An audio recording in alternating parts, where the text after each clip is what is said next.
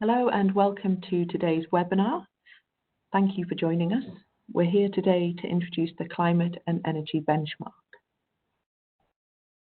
This is a collaboration between CDP and the World Benchmarking Alliance.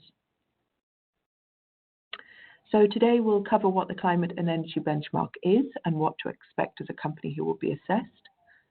The project is based on ACT methodology, so that's assessing low carbon transition. So we'll be looking at this and the scores generated in more detail.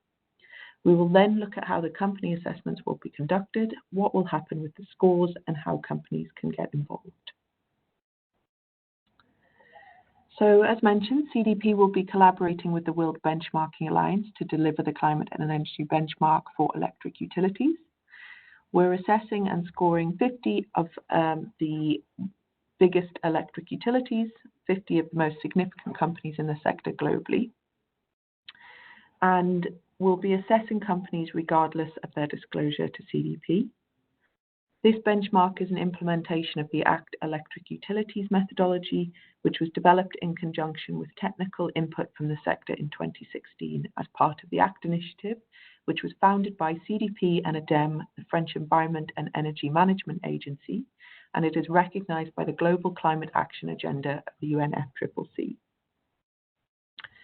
So I will now pass to my colleague at the World Benchmarking Alliance, Charlotte, who will introduce some of the World Benchmarking Alliance's work.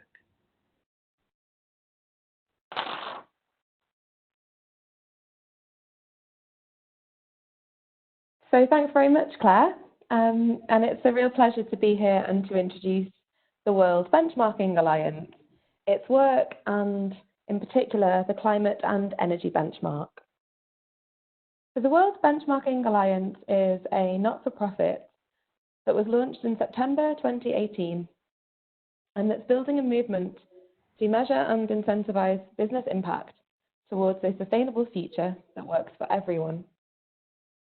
We achieve this through creating free, publicly available benchmarks of keystone companies, assessing these companies against indicators, measuring their contribution to the Sustainable Development Goals, and ranking them against their peers.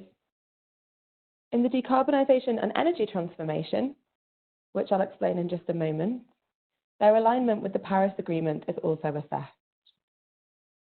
So in this segment of the webinar, we'll introduce some of the key principles that underpin the World Benchmarking Alliance's work and introduce the Climate and Energy Benchmark. We can move to the next slide, please. So the Sustainable Development Goals, or SDGs, acknowledge the private sector's role in achieving sustainable development. But where and how can that be achieved? Following extensive stakeholder consultation and research, the World Benchmarking Alliance has identified the 7 systems shown here on the slide.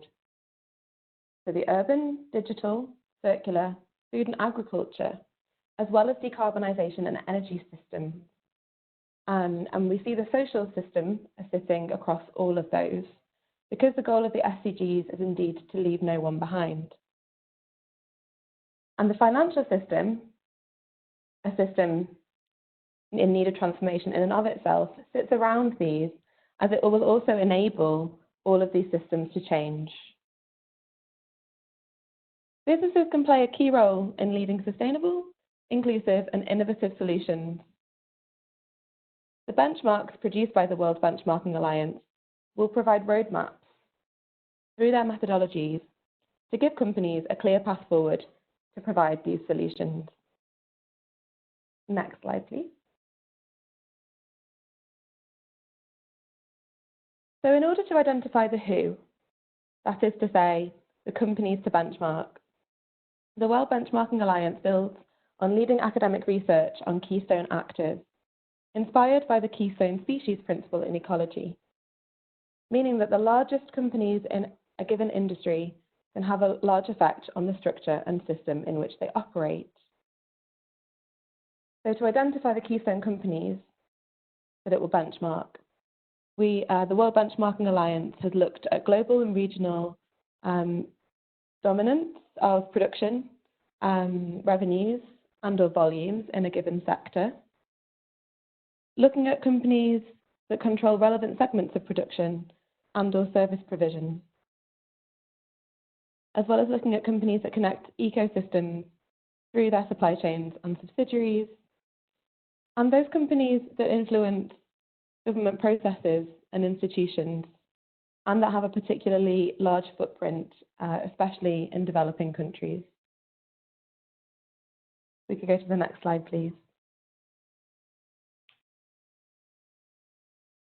So the World Benchmarking Alliance is just that, an alliance of over 120 now allies worldwide across various constituencies that you see here on the slide.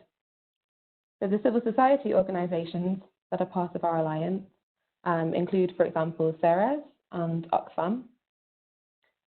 We also have financial institutions in the alliance, including banks, especially development banks, of course, and particularly investor networks.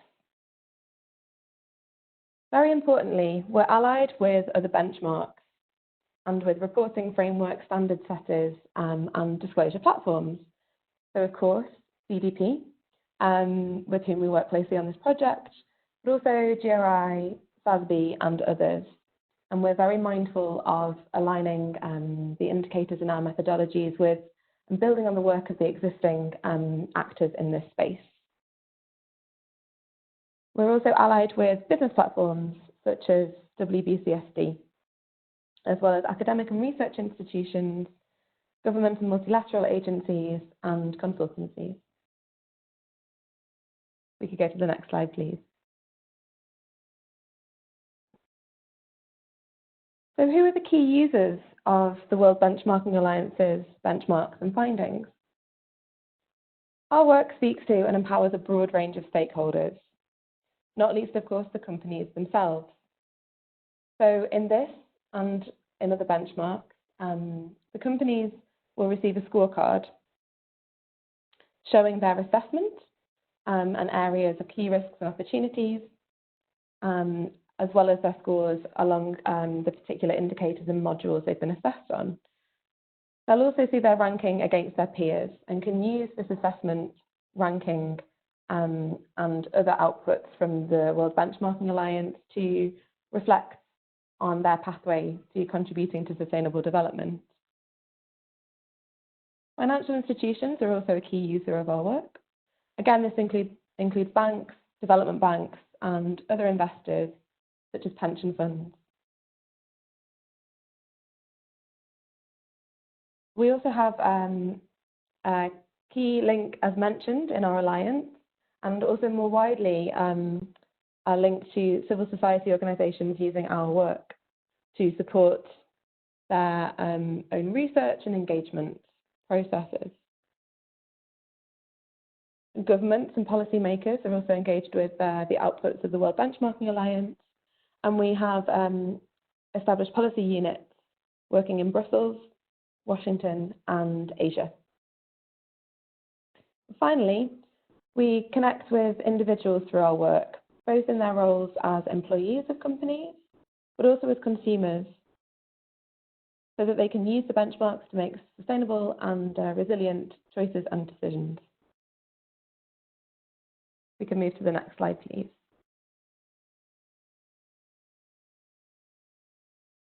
Thanks. So where does this project on electric utilities fit within the WBA's work?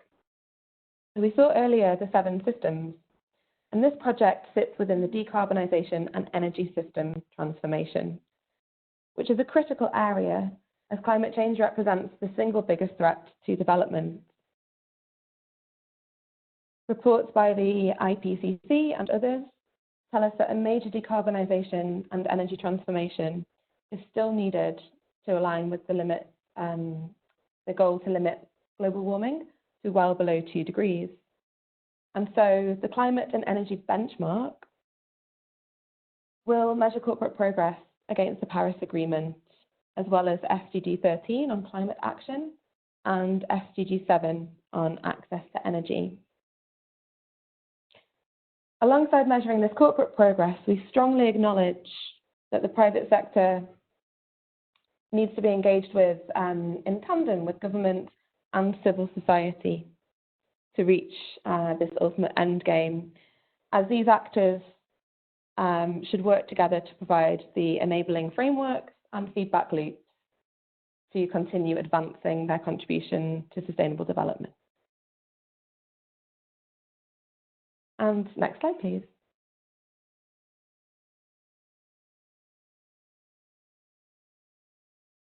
So to deliver these roadmaps and to provide companies and other actors indeed with decision useful information to enable the decarbonisation and energy system transformation, we're producing the Climate and Energy Benchmark in partnership with CDP and the DEM. And to do this, we're operationalising the ACT, or Assessing Low Carbon Transition methodology, which my colleague Claire will explain in a bit more detail. So the Climate and Energy Benchmark overall will rank 450 keystone companies against the energy and climate transformation required to meet the Paris Agreement. And it's envisaged that all 450 will be benchmarked by 2023. Through its work with CDP and ADEM, the World Benchmarking Alliance is translating ACT assessments using the various ACT methodologies into the publication of benchmarks. These methodologies focus on high emitting sectors, and we have already, in December 2019, published the first benchmark using the ACT automotive methodology. This benchmark, focused on the electric utility sector, will use the sector-specific methodology that ACT has developed. The outputs of the benchmark will encourage businesses to move to a well below 2 degrees compatible pathway, looking across indicators that assess climate strategy and the low carbon transition plan, business models, investments, operations, and importantly, greenhouse gas emissions management. And with that, I'd like to thank you for your time and hand back over to my colleague Claire.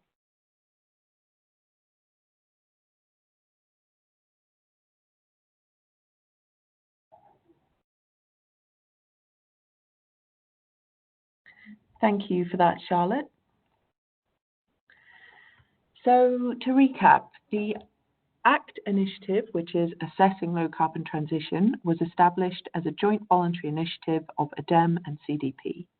It's an accountability framework and sector-specific methodologies which allow us to assess how a company's strategies and actions contribute towards the Paris Agreement mitigation goal. Analysis of company data against quantitative and qualitative indicators is completed, and the indicators are weighted differently depending on the sector. The analysis results in an ACT score. So we'll go into more detail about these indicators, sector methodologies, and the score as we go through the webinar. So how do we go from the Paris goals to company alignment with a low carbon transition? So this slide shows how we work from those goals to assess company alignment to the transition.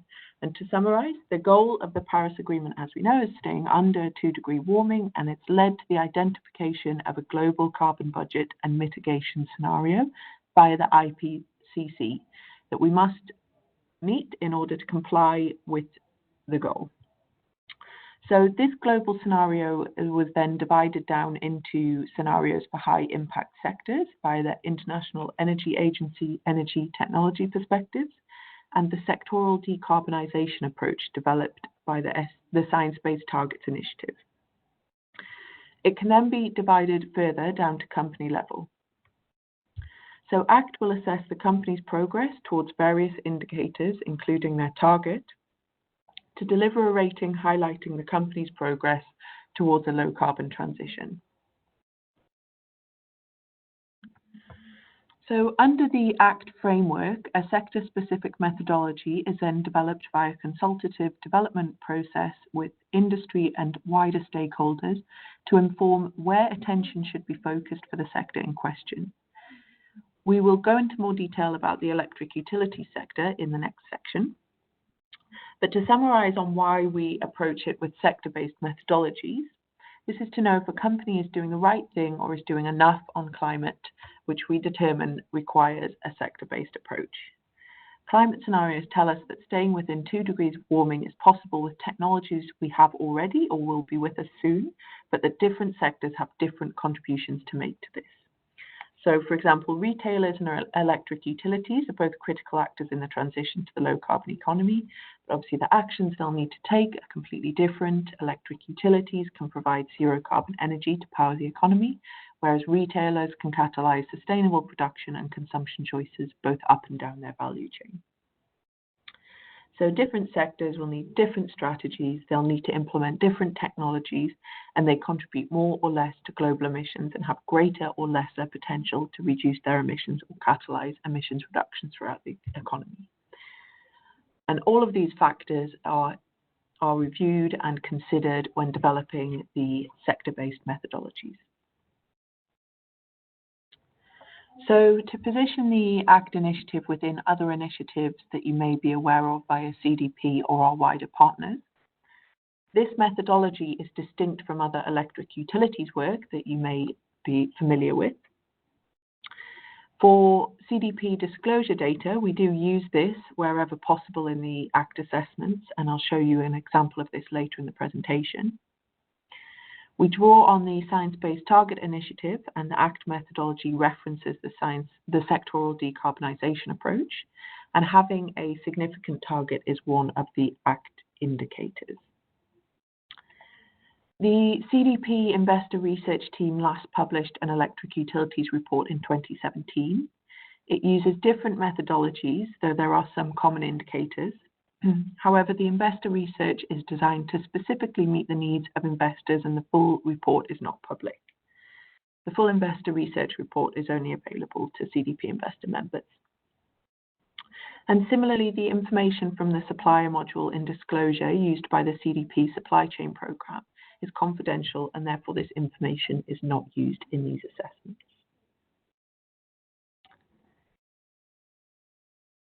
So to give an expectation of what's to come during this research and assessment process, the company assessments are underway.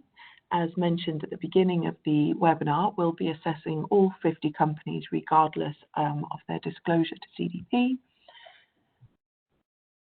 The assessments will be compiled into early April. The outreach to the 50 companies in the sample has begun and will continue throughout the process. After the webinar, we'll give access to training on ACT methodologies and framework, and we'll also give companies the electric utilities methodology and framework, which you'll be able to use to support the further steps of the process should you engage. And we as CDP compile all of the data for every assessment, and we collect data from various data sources, and we pre-populate an assessment tool. We then share this with companies to give an opportunity to validate the data that we have collected. So we'll go into a bit more detail about the data as we go, but the data validation process, as said, is an opportunity for companies to engage with the data collected by our team and to feed back to us if you see any issues with that data. So the data that we collect is publicly available, and which obviously diverges from our usual disclosure principle in that we pre-populate this, and we'll then give companies a window of 3 weeks to validate this data. We recognize that this is a relatively narrow time frame to validate the data, and therefore we encourage companies to engage with us about the timings around this once we initially send the data out, and if there's any significant issues, we can try to work around that. And then the final reports will be compiled in May, and they'll be disseminated to companies in June. I'll also share the full sample of companies included in the assessments after the webinars. So next, we'll look in greater detail at the methodology. In this section, we'll look at the framework of the ACT initiative and the methodology for the electric utility sector.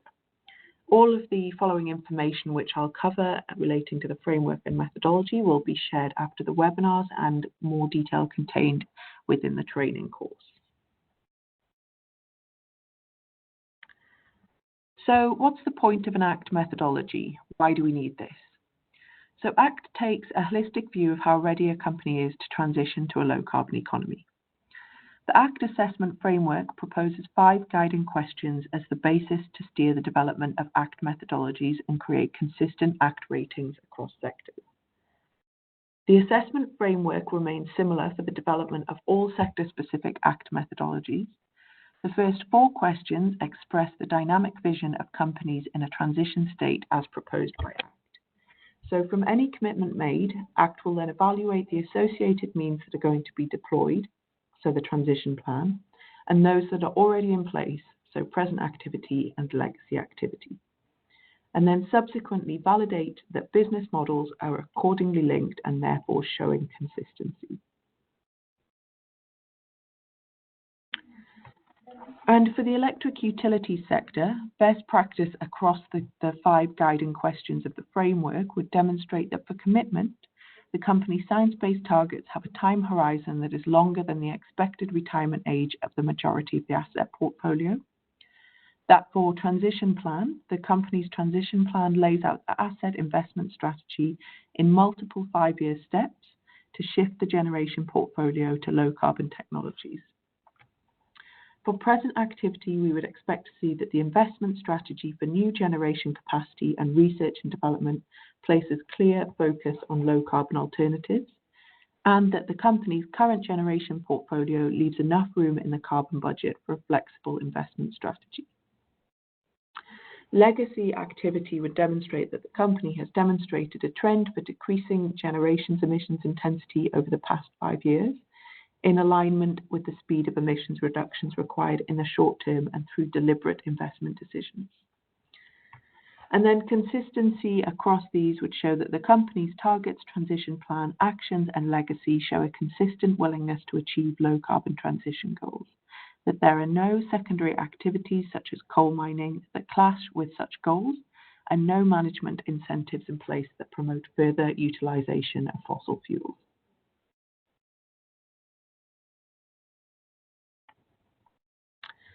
So the ACT framework guides the ACT assessment process, which is implemented according to the sector-specific methodologies. Given the variety of indicators used through an ACT assessment, many data points need to be compiled. We keep the framework in mind throughout the process, and it guides the entire assessment to determine the progress of a company towards their low-carbon transition. The resulting ACT score, as you can see here in the middle, compromises a performance score, a narrative score, and a trend score. We'll go into more detail about each of these scored elements of the assessment process through the remainder of the webinar.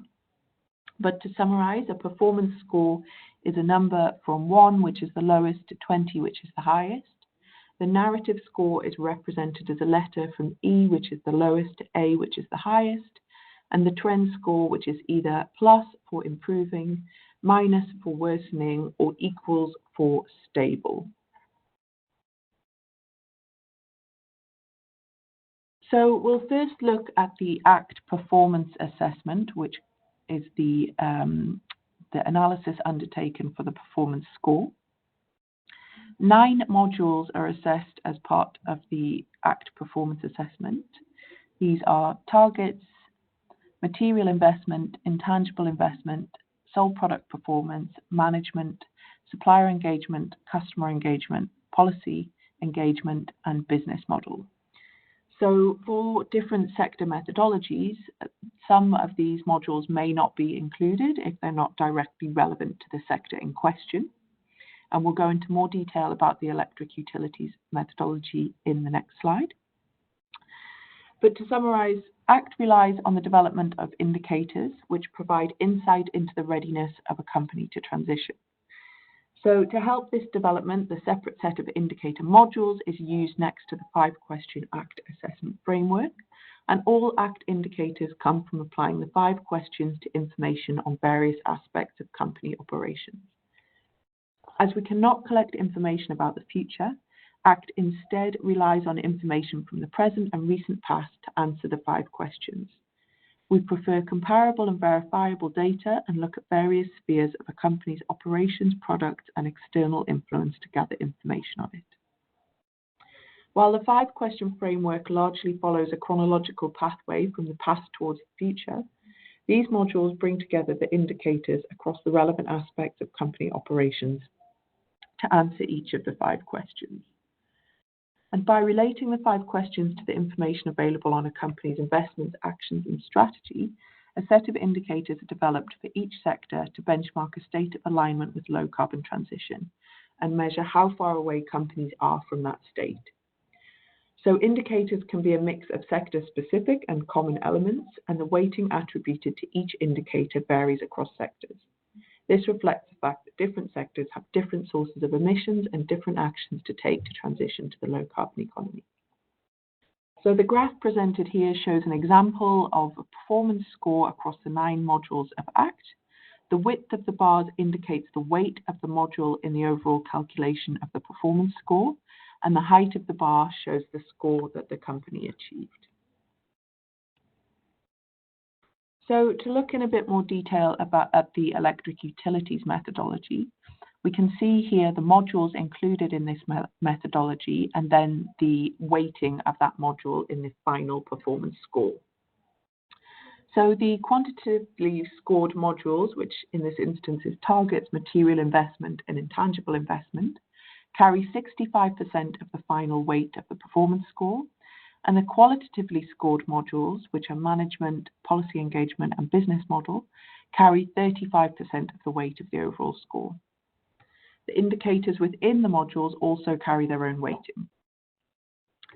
So to look in a bit more detail at the highest weighted modules, for the quantitative modules, targets, the targets module has a weight of 20%. Most of this is placed on alignment of scope 1 and 2 emissions reductions targets, with a weight of 12%. This indicator contains most of the information about the company's future commitments with respect to greenhouse gas emissions reductions. Not having an ambitious target means it's very unlikely that the company is committed to a transition, and therefore this indicator has a high impact on the likelihood of a successful transition. Targets are also future-orientated, which is a valuable proxy for assessing the company's long-term emissions pathway. The time horizon of targets and achievement of previous targets have a median weight of 4%. The time horizon of targets is a proxy of how forward-looking the company is, which is very long-term orientated. And finally, the achievement of previous targets indicator measures the company's past credentials on target setting and achievement, which provides more contextual information on the company's ability to meet ambitious future targets. And then if we look next at material investment, this is the primary module that assesses the development of the company's generation assets and how these existing assets impact the likelihood of a low carbon transition. Over the short term, the company's current generation portfolio and confirmed planned assets are used to generate an estimate of the company's trend in future emissions intensity.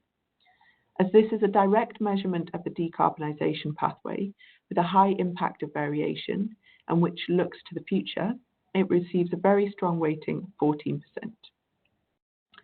The locked-in emissions indicator uses the same information but tries to measure the amount of carbon emissions that the company has already committed from its individual carbon budget. This means it's also very future-orientated and receives a weight of 14%. And finally, the trend in past emissions intensity is an indication of the adjustment that the company has to make to place itself on a low-carbon pathway. It principally adds information about what kind of changes the company needs to undergo in order to become low-carbon aligned, and therefore receives a weight of 7%. So overall, the material investment module is weighted at 35% of the performance score. And the qualitative module with the highest weighting is the management module, which is a multifaceted module because it incorporates many different smaller indicators that together paint a picture of the company's management and strategic approach to the low carbon transition. So going by their principle of future orientation, the majority of this weight is placed on the low carbon transition plan and climate change scenario testing, each of which are weighted at 8%. These two indicators provide more information on how the company will specifically deal with the transition, given its unique constraints and opportunities, and therefore provides valuable insights into the company's planning and narrative towards the final goal.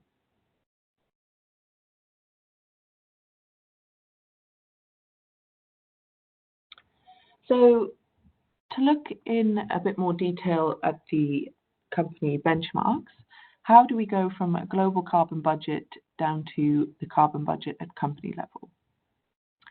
So the sectoral decarbonization approach allows a process by which companies can set greenhouse gas emissions reduction targets necessary to stay within 2 degrees of warming. The SDA approach was developed by the Science Based Targets Initiative, and it allocates the well below 2 degrees carbon budget to different sectors using detailed sector scenarios developed by the International Energy Agency. The sectoral carbon budget is turned into an intensity pathway, which can then be used to determine carbon budgets down to the company level. So for the electric utility sector, the default sectoral benchmark is taken from the SDA approach. For the electric utility sector, the SDA only takes into account the CO2 emissions due to power generation and excludes other business segments, for example, transmissions, distribution and retail, which, if relevant, will be considered in the narrative assessment. This approach is, by default, conveyed with the use of scenario data published by the IEA ETP series, and specifically the 2-degree scenario of the ETP model is drawn from and used as a default benchmark. A preliminary analysis comparing the IEA ETP 2-degree scenario model scenario to other scenarios in the power generation sector, which is shown in the figure here, shows that the IEA ETP falls within a reasonably narrow envelope. And moreover, the generation mix underlying its computation occupies a middle ground with the range of scenario portfolios. So the company generation emissions benchmark is the company allocated decarbonization pathway. The company is allocated this pathway from the sector decarbonization pathway, of which there are different pathways for different countries and regions. The extent to which a company is tied to a scenario in any one country is proportional to its power generation capacity in that country. Thus, the company generation emissions benchmark is geographically weighted. So the allocation mechanism, as defined by the sectoral decarbonization approach, is the convergence mechanism. This allocation takes the company's emissions intensity in the initial year and converges it to the sector's emissions intensity in 2050. Thus, companies starting from a lower intensity will have a shallower decarbonization pathway than companies starting from a higher intensity. In this way, past action or inaction to reduce intensity is incorporated.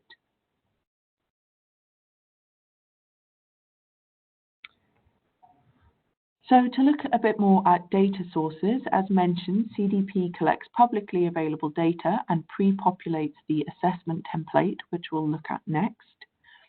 We use CDP disclosure data wherever possible, and many data points need to be gathered for the assessment, so we source from various locations and principally rely on publicly available data.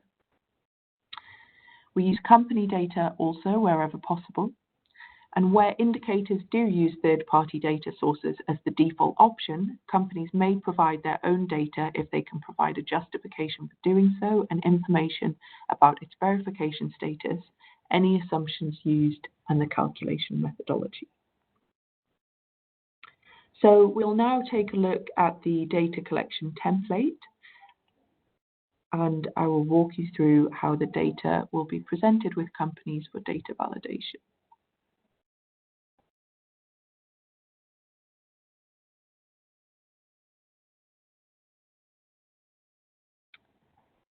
So this is the data collection template.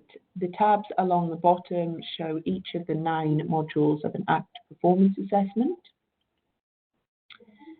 And if we look in a bit more detail at one of the modules, so for example, the management module, you can see here the questions and indicators contained within that module in column C. Column D then shows the data that will have been collected by our analysts here at CDP and pre-populated for companies to validate. Column E will show the reference as to where this data has come from so that you can check this. And then column F allows for companies to give any comments or feedback on the data that has been collected for that indicator. And column G shows where we've used CDP data, either in part or full. If we have used CDP data, we may also supplement that with additional data if we need to for the purpose of fulfilling the ACT question. But to reiterate, we do use CDP data wherever possible.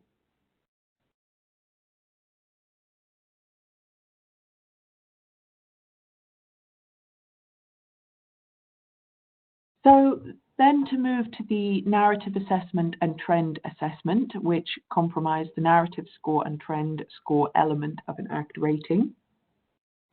The narrative assessment summarizes the full conclusions of the analysis undertaken so far, and it includes reflection on the performance score results and additional narrative indicators, which are less fit to be analyzed quantitatively.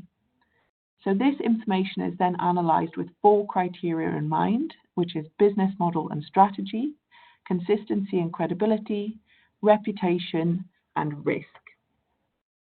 And this process again reflects on the 5 guiding ACT questions, and it assigns an associated narrative score which ranges from A to E. So the narrative assessment seeks to evaluate the maturity of the company's low carbon transition strategy across the 4 criteria mentioned using a maturity matrix, and an example of which is demonstrated here. The company's maturity for each of the 4 criteria mentioned is then evaluated based on 5 levels. The 5 levels are shown at the top of the maturity matrix, and across the full narrative assessment can be summarized as followed. So basic would assume that the level of maturity within the company is unsatisfactory. It seems that very important efforts are needed and there is no evidence that the company is taking any action. Standard would suggest that the level of maturity is not yet satisfactory, but there is evidence that the company is considering putting in place mechanisms to improve the situation. Advanced would show that the level of maturity is satisfactory, the company is heading in the right direction, but still needs to demonstrate its capacity to transition. And next practice would suggest that the level of maturity is very good, the company has implemented good practices showing signs of transformation towards low carbon trajectories. And low carbon transition aligned would show that the level of maturity is outstanding. There is reliable evidence that the company's performance is and will be aligned with a low carbon trajectory. So we then assign scores relative to where the company falls on this scale. And the trend scoring process aims to forecast changes in the company's alignment with the low carbon transition by answering the following question. Will the company's ACT score improve, worsen, or stay the same if repeated in the near future?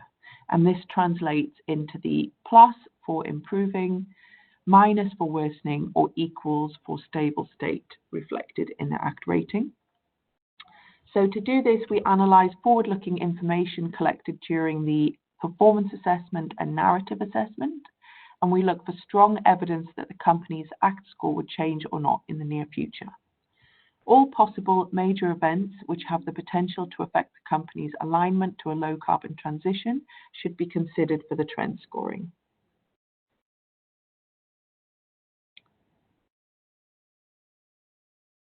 So the following section looks at how the assessments will be conducted, the timings, and what will happen with the results. It also will detail how we hope companies will get involved throughout this process. So to recap on the timings, as mentioned, assessments are underway and outreach to companies has begun and will continue throughout the process. After the webinars, we'll provide companies with access to free training on the ACT framework and methodology, and we'll also provide a recording of the webinar and additional training materials. In the coming weeks, we'll share pre-populated assessment templates with the companies containing all data collected by our analysts on each company. We'll then give companies a window of 3 weeks to validate this data and feedback to us should there be any concerns. The final reports will be compiled in May and will be disseminated in June.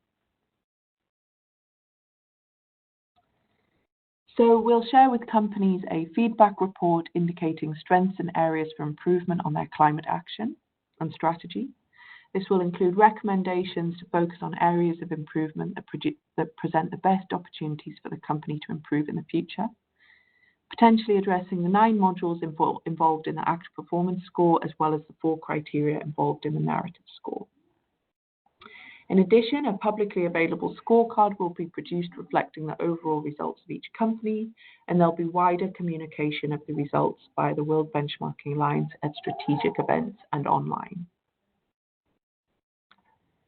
So in summary, companies will receive training on ACT, access to company-relevant public data collected by analysts and the associated benchmarks it's compared to, opportunity to validate data and provide supplementary information as needed, opportunity to review results for your company pre-publication, an opportunity to include quotes or testimonials in media releases or the final report. There'll also be opportunity to attend relevant events discussing the findings. So ACT provides training and consultancy on the next generation approach to assessing and benchmarking climate progress, and as such, we hope you will be an active part of this process.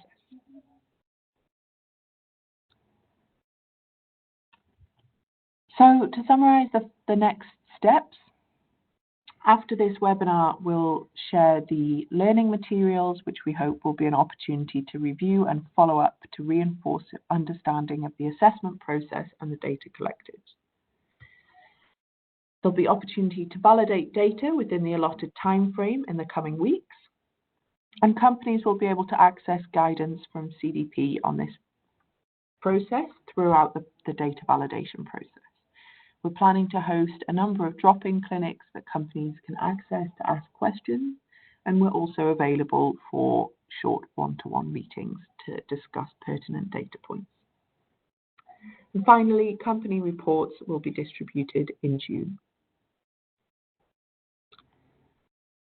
So, should you have any further questions in the meantime, please do feel free to reach out to myself, Claire Prescott, the manager on the ACT initiative, or my colleague Esther Stokes.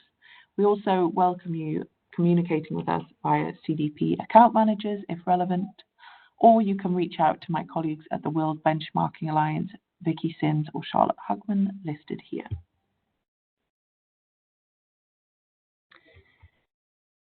Thank you for joining the webinar today, and please share any questions or answers with us after the webinar.